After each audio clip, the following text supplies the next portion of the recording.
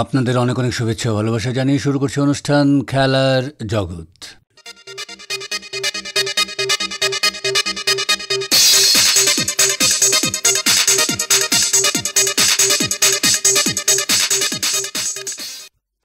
শিলচর জেলা ক্রীড়া সংস্থার ব্যবস্থাপনায় আগামী 22 আগস্ট থেকে শুরু হচ্ছে ফুটবল একাডেমির প্রশিক্ষণ শিবির।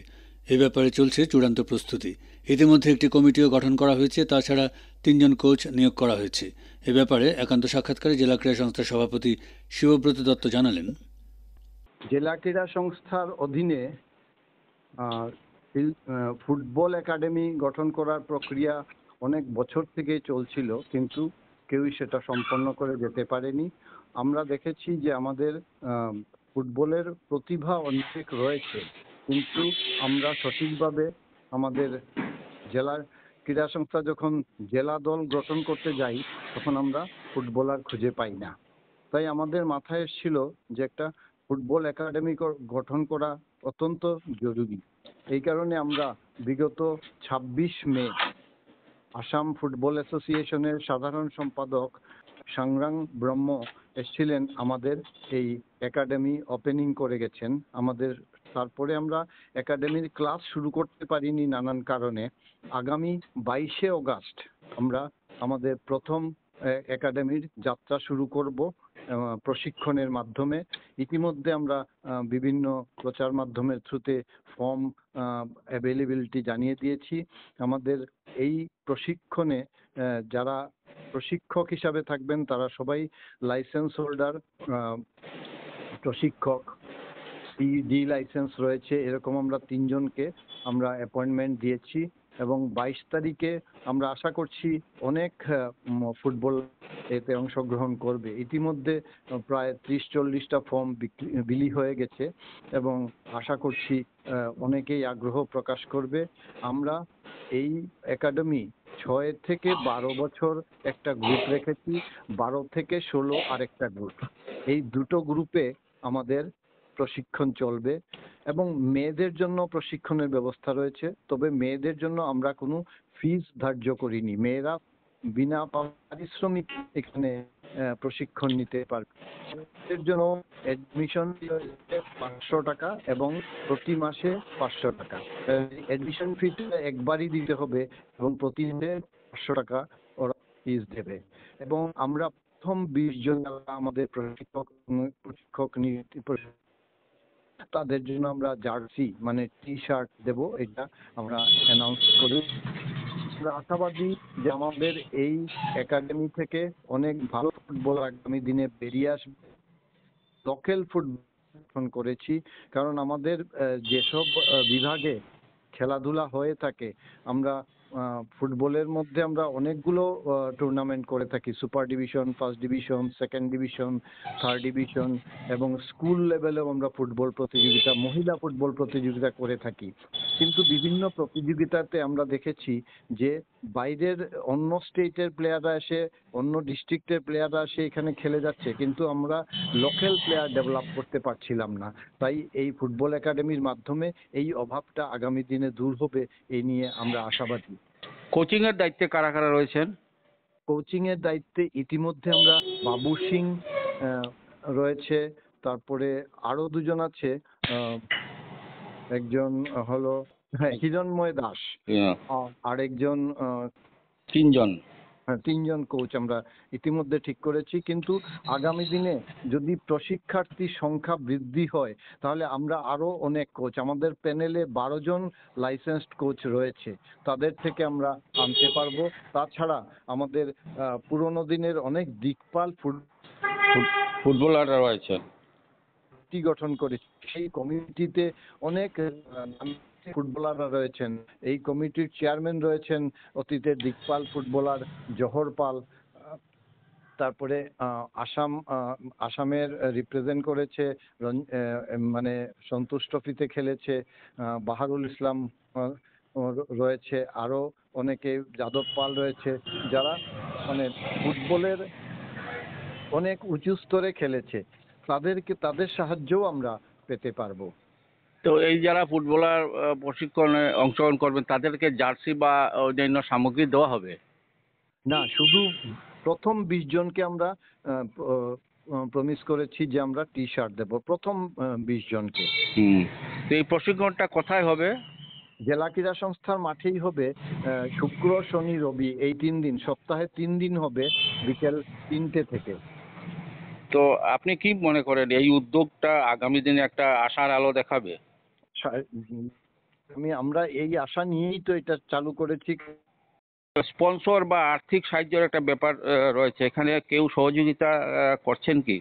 আমরা এই মুহূর্তে আর্থিক সাহায্য কাউকে থেকে চাইনি, কারণ আমরা মনে করি যে জেলা ক্রীড়া সংস্থা এই একাডেমি চালানোর মতো আমাদের সক্ষম আছি এই মুহূর্তে, এবং আমরা প্রশিক্ষার্থীর থেকে একটা ফিজ নেব, যেটা দিয়ে আমরা আমাদের কোচের এবং সামগ্রী কেনার জন্য, কোচের পারিশ্রমিক এবং সামগ্রী কেনার জন্য যেগুলো লাগবে সেগুলো আমরা বহন করতে পারবো। তো আগামীতে শহরের বাইরে গিয়ে এই ধরনের প্রতিভাবান খেলোয়াড়ের সন্ধানে কোনো উদ্যোগ থাকবে কি? একদম থাকবে। আমরা কাছাড় জেলার প্রত্যন্ত অঞ্চলগুলোতেও গিয়ে আমরা কোচিংটাকে এক্সটেন্ড করতে উৎসাহী, কারণ কি অনেক প্রতিভা রয়েছে গ্রামাঞ্চলে যাদেরকে আমরা হয়তো এই ডিএস এর একাডেমিতে নিয়ে আসতে পারবো না, যাতায়াতের অসুবিধে রয়েছে, সময়ের ব্যাপার রয়েছে। কাজেই আমরা হয়তো আগামী আমরা বাইরে গিয়েও এই কোচিংটাকে চালিয়ে যেতে চাইবো। আমরা সেই হিসেবে কিছু ক্যাম্প করার পরিকল্পনা নিয়েছি। তো এ ব্যাপারে অভিভাবকদের প্রতি আপনাদের কি বার্তা থাকবে? অভিভাবকদেরকে আমরা বিশেষ করে অনুরোধ করছি, আপনাদের ছেলে বা মেয়ে হোক, এজ গ্রুপ বলে দিলাম 6 থেকে 16, এই এজ গ্রুপের মধ্যে ছেলে মেয়েদেরকে মাঠে উৎসাহিত করার জন্য ফুটবল মাঠে পাঠান। আমরা ভালো প্রশিক্ষণ দেব, এবং ওরা যদি সত্যি, একটা কথা কি জানেন, ফুটবল খেলা তো খুবই দরকার, কারণ কি একটা বয়স থেকে যদি ফুটবল খেলে তাহলে শরীর গঠনটা ভালো হবে। ভালো ভালো ফুটবলার হয়তো খুব বড় লেভেলে না হলেও অনেক কিছু লাভ হয়ে যাবে। কাজেই অভিভাবকদের কাছে বিশেষ অনুরোধ, আপনারা ছেলে মেয়েদেরকে অলরাউন্ড ডেভেলপমেন্টের জন্য মাঠে পাঠান। আমরা এই অলরাউন্ড ডেভেলপমেন্টের ব্যবস্থা করে দেবো। এখন স্পোর্টস কিন্তু ইন্টিগ্রাল পার্ট অফ এডুকেশনের একটা পার্ট হয়ে গেছে স্পোর্টস। কাজে স্পোর্টসকে ইগনোর করে কেউই কেরিয়ার গঠন করতে পারবে না। স্পোর্টসকে সাথে নিয়েই যে কোনো কেরিয়ার গঠন হবে।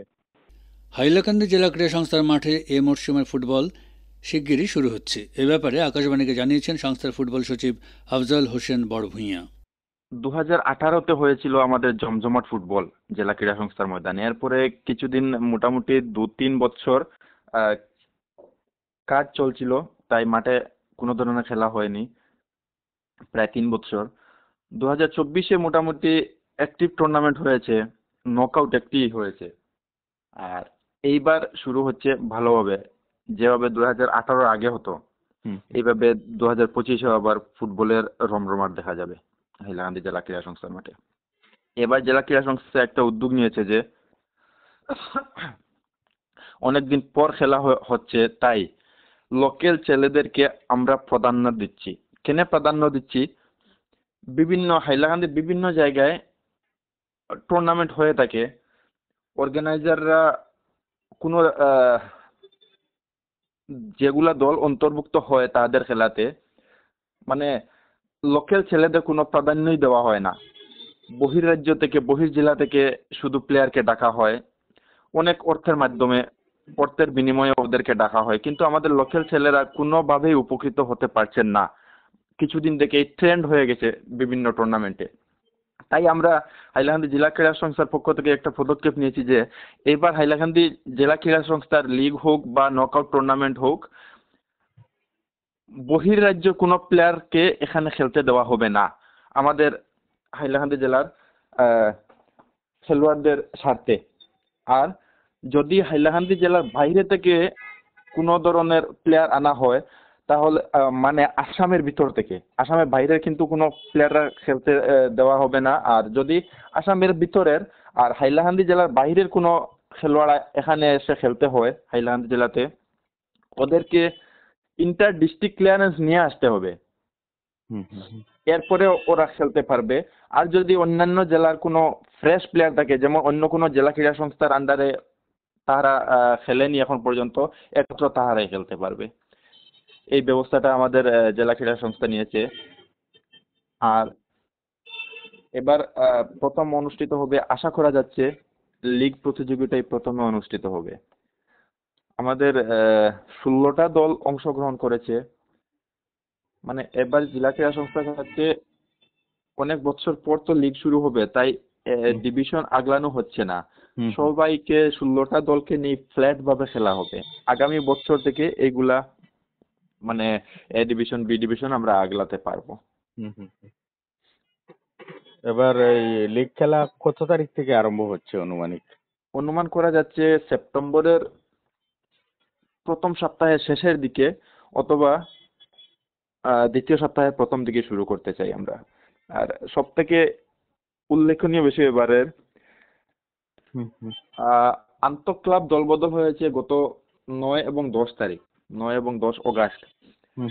এটা পরিলক্ষিত করা গেছে যে আমাদের বিভিন্ন যে দলগুলা অংশগ্রহণ করেছে, অনেক দলগুলার কর্মকর্তাদের অনেক দৌড়ঝাঁপ দেখা গিয়েছে নিজের প্লেয়ারের নিচে, নিজের পছন্দের নিজের ক্লাবে নিজের পছন্দের খেলোয়াড়দেরকে সই করাতে।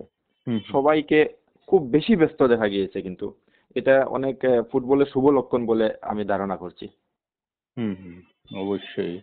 সব মিলিয়ে 80 জন খেলোয়াড় নিজের ক্লাবে সই করেছেন। তো এই বিভিন্ন দলে নিশ্চয়ই নতুনরাও উঠে আসছেন। হ্যাঁ হ্যাঁ, ক্লিয়ারেন্স বা আন্তঃ ক্লাব দলবদল যেটা, এটা হয়েছে তো বিভিন্ন ক্লাব, যেমন হাইলাকান্দির ঐতিহ্যবাহী স্পোর্টিং ইউনিয়ন ক্লাব, তাদের পক্ষে 20 জনকে সই করিয়েছে। কিন্তু এই ক্লাবে তো ওরা শোনা যাচ্ছে বা আমি নিজে ফুটবল সেক্রেটারি, ফুটবল সচিব হিসাবে বলছি, আমরা সব দলকে 22 জন খেলোয়াড়ের নাম নথিভুক্ত করার সুযোগ দেব। তাহলে স্পোর্টিং ইউনিয়ন যদিও 20 জনকে ক্লিয়ারেন্স করিয়েছে অন্য ক্লাব থেকে, তার মানে আরো 2 জন তাদের ক্লাবে ঢুকাবে ওরা। কাদেরকে ঢুকাবে তো ওরাই জানে, কিন্তু সর্বোচ্চ তারাই ছিল 20 জন। এরপরে 2টা ক্লাব নিয়েছে 12 জন করে প্লেয়ারকে, কিন্তু আরো তো 10 জন নিশ্চয় নতুন দিবে, হয়তো পুরানো হতে পারে তাদের ক্লাবের প্লেয়ার। এভাবে কি অনেক ক্লাবকে বিভিন্ন ধরনের রণকৌশলে ব্যস্ত দেখা গিয়েছে ওই আন্তঃক্লাব দল বদলের দুদিনেই। তো ফুটবল বেশ জমে উঠবে আশা করা যাচ্ছে। হ্যাঁ, আশা করা যাচ্ছে অনেক জমে উঠবে, অনেক। এবং হাইলাকান্দিতে তুলনামূলকভাবে অন্যান্য খেলার চেয়েও ফুটবলটা জনপ্রিয় এখনো বেশি। হ্যাঁ, দর্শকও সমাগম হয় ফুটবল খেলাতে অনেক বেশি আগের তুলনায়। হ্যাঁ হ্যাঁ। আর মাঠের অবস্থা তো ভালোই রয়েছে নিশ্চয়ই। মাঠের অবস্থা অনেক বছর পর, মানে বর্ষার সিজনেও বর্তমানে ক্রিকেট খেলা চলছে। এই হলো আমাদের মাঠের অবস্থা।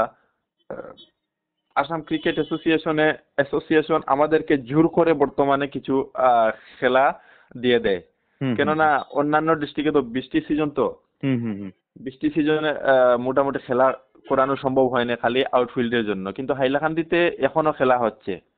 এই 22 তারিখ না 23 তারিখ থেকে একটি আছে আপনার অনূর্ধ্ব-19 মহিলা আন্তঃজেলা ক্রিকেট টুর্নামেন্ট আছে হাইলাকান্দি জেলা ক্রীড়া সংস্থার মাঠে। এটা শেষ হবে আপনার 27 তারিখ থেকে। 27 তারিখ শেষ হয়ে যাবে, এরপরে আমাদের ফুটবল শুরু করতে হবে। তো ফুটবলের জেলা ক্রীড়া সংস্থার নিজস্ব কোনো কোচ রয়েছেন? অ্যাকচুয়ালি লাইসেন্স প্রাপ্ত কোচ বলতে আমি আছি। আমরা চেয়েছিলাম কিছুদিন আগে, করিমগঞ্জে হয়েছে অল ইন্ডিয়া ফুটবল ফেডারেশনের ডি লাইসেন্স কোচিং কোর্স, কয়েকজনকে পাঠাবার চেষ্টা করেছিলাম, কিন্তু ওই সময় ছিল ঈদ। মুসলিম 2 জন ছেলে যাওয়ার কথা ছিল, কিন্তু ঈদের জন্য ওরা যায়নি। আর তো আগামীতে ক্রীড়া সংস্থার উদ্যোগে প্রশিক্ষণের ব্যবস্থাও থাকবে নিশ্চয়ই। হ্যাঁ, থাকবে। এখন মাঠ ভালো হয়েছে, মোটামুটি পুরো বছরই ব্যস্ত থাকতে হবে আমাদেরকে, নতুবা হাইলাকান্দি থেকে নতুন কোনো ফুটবল খেলোয়াড় বের হয়ে আসতে পারবে না। তাই জেলা ক্রীড়া সংস্থা ভালো প্রকল্প হাতে নিবে। মানে নভেম্বর অবধি ফুটবল চলবেই আমাদের। হুম হুম এরপরে আবার ক্রিকেটের পিচ তৈরি হবে। আমাদের হাইলাকান্দি জেলাবাসীর জন্য বা খেলোয়াড় যারা আছেন তাদের জন্য এটা সুখবর। হুম হুম আগামী ফুটবল মরশুমের আগে আহ, জেলা ক্রীড়া সংস্থার উত্তর প্রান্তে যে মাঠ আছে হুম হুম হুম ওই মাঠটা মাটি দিয়ে ভরে হুম বিভিন্ন খেলার প্র্যাকটিস চলবে সেখানে। হুম হুম আর জেলা ক্রীড়া সংস্থার মূল যেটা মাঠ আছে হুম। এটাতে শুধু ম্যাচ হবে। হুম হুম শ্রীভূমি জেলা ক্রীড়া সংস্থার ৮০ দশকের জেলার অন্যতম ফুটবল খেলোয়াড় এবং ক্রীড়া সংস্থার আজীবন সদস্য প্রয়াত গোপাল দাস স্মরণে শ্রীভূমি জেলা ক্রীড়া সংস্থার উদ্যোগে সরকারি স্কুলে খেলার মাঠে শুরু হতে যাচ্ছে সুপার ডিভিশন ফুটবল প্রতিযোগিতা। আজ এ নিয়ে এক সাক্ষাৎকারে শ্রীভূমি জেলা ক্রীড়া সংস্থার সভাপতি অমলেশ চৌধুরী জানালেন, গোপাল দাস এমন এক ব্যক্তিত্ব যে ফুটবল খেলায় তো খুব ভালো ডিফেন্ডার ছিল এবং এই ডিফেন্ডার থেকে ও গুয়াহাটিতে টাউন ক্লাবে খেলেছে। সেখান থেকে ও রাজ্য দলেও যোগদান করতে পারেনি ঠিকই, নির্বাচিত হয়নি ঠিকই, কিন্তু ও রাজ্য দলে নির্বাচিত হওয়ার মতন খেলোয়াড় ছিল। গোপাল দাস অ্যাথলেটিক্সে করিমগঞ্জ সেরা অ্যাথলেটিক্স ছিল। করিমগঞ্জের 2-3 বার ও সেরা অ্যাথলেটিক্স নির্বাচিত হয়েছিল। গোপাল দাসের একটা ফুটবল খেলার একটা জ্ঞান অপরিসীম ছিল। সে 2-3 বার সে করিমগঞ্জ জেলা দলকে কোচিং দিয়েছে। ওর কোচিংয়ে আমাদের দল ফুটবল খেলেছে 3 বার। ও খেলার জন্য পাগল ছিল। শেষ বয়সে সে করিমগঞ্জের জেলা ক্রীড়া রেফারিও ছিল এবং খুব ভালো বাঁশি বাজাতো। গোপাল দাসের নামে এবছর আমরা শুরু করছি সুপার ডিভিশন ফুটবল খেলা। তার স্মৃতি রক্ষার্থে, তার যাতে করিমগঞ্জের ছেলেমেয়েরা যাতে ওর নাম মনে রাখে, এই জন্যই আমরা এবছর জেলা ক্রীড়া সংস্থার তরফ থেকে তার নামে সুপার ডিভিশন খেলা শুরু করছি। তো তার পরিবার সূত্রে তার কিছু ছেলেমেয়েরা খেলায় অংশগ্রহণ করে? তার পরিবারের 2 ছেলে, এক ছেলে করিমগঞ্জের পুলিশে আছে, সে করিমগঞ্জের ক্লাবে খেলে। আর বড় ছেলে খেলে NFL, আসাম NFL-এর নিয়মিত খেলোয়াড়, ডিফেন্ডার, খুব ভালো খেলোয়াড়। ও রাজ্য দলেও বয়সভিত্তিক রাজ্য দলেও খেলেছে এবং অতীতে ও রাজ্য দলে খেলবে এই আশা রাখছি। কারণ গোপাল দাসের খুব ইচ্ছা ছিল ও নিজে খেলার, কিন্তু ও খেলতে পারেনি, তার ছেলে খেলেছে। তো সেখানে আমরা জানতে পারলাম যে এই ভালো ক্রীড়া সংগঠক, সেখানে আপনার কি মতামত গোপাল দাস হিসেবে? গোপাল দাস ভালো ক্রীড়া সংগঠক ছিলেন? গোপাল দাস আমাদের জেলা ক্রীড়া সংস্থার ফুটবল সেক্রেটারি ছিল। ও খেলাধুলা যেভাবে ভালোবাসতো সেইভাবে সংগঠনটাও সে খুব সুন্দরটিকে চালিয়ে গিয়েছিল।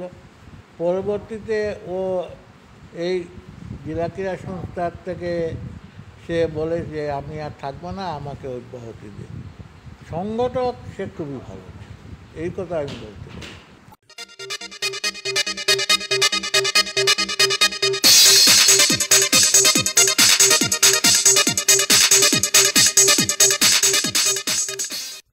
শ্রোতা বন্ধুরা, খেলার জগৎ আজ এখানে শেষ করছি। আপনাদের সঙ্গে আবার কথা হবে আমাদের আগামী অনুষ্ঠানে। আপনারা ভালো থাকবেন এবং অবশ্যই সুস্থ থাকবেন।